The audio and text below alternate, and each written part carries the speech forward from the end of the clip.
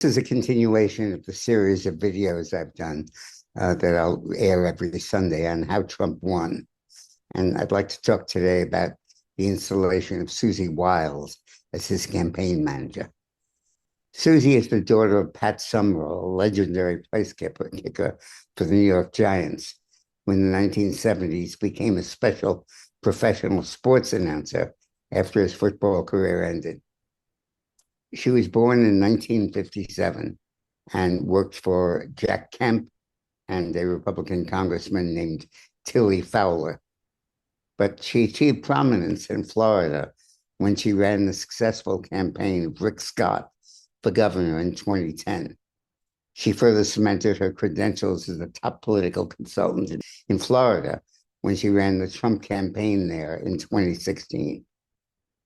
After Trump's election, she signed on to advise Ron DeSantis in his 2018 race for governor, a choice she later lamented as the biggest mistake of her political career. Accounts vary about why Susan left DeSantis, but his decision to let her go turned out indeed to be the biggest mistake of his political career. DeSantis was not the frontrunner when he ran for governor of Florida. He clearly owed his victory in the race to Donald Trump.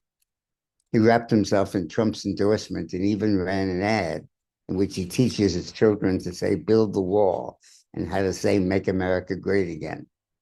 He demurred when a reporter asked him to name any issue on which he disagreed with Trump.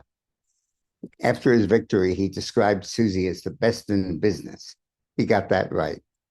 Susie ran a very tight ship for Trump, conscious of the turmoil that engulfed his campaign before her. She used charm and persuasion to get her way, but she could be tough when she needed to. After Susie took over, there was no more chaos and everybody knew their roles and did their jobs. Why was Trump world so chaotic before Susie? I think the answer is that Trump tended to assign key management roles to his children, Donald and Eric, and senior advisor job to his son-in-law, Jared Kushner. His family discipline held them in line, but when it came to non-family, the discipline was more lax. I got along very well with Susie. I knew the turf and the boundaries from my work for Clinton and tried to stay out of the way and out of her hair. I really spoke to Susie and confined my advice to the president to polling, message, and policy, keeping my opinions on campaign finances, personnel, and scheduling to myself. One time I didn't. I got to see the other side of Susie. Some people in the evangelical community were miffed that Trump did not plan to attend one of their events, which DeSantis had agreed to go to. I mentioned to the president that he ought to attend. Susie called me, angry that I had transgressed onto her turf. I got chewed out over the phone. But then came her real punishment, silence. Susie stopped returning my calls. The cold shoulder lasted for months until the method sunk in. She didn't try to obstruct my access to the president as long as I stuck to my side of the road.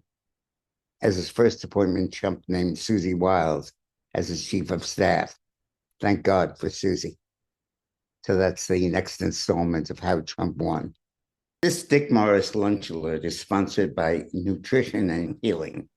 Please click on the link attached to this to hear their full presentation. It's worth it.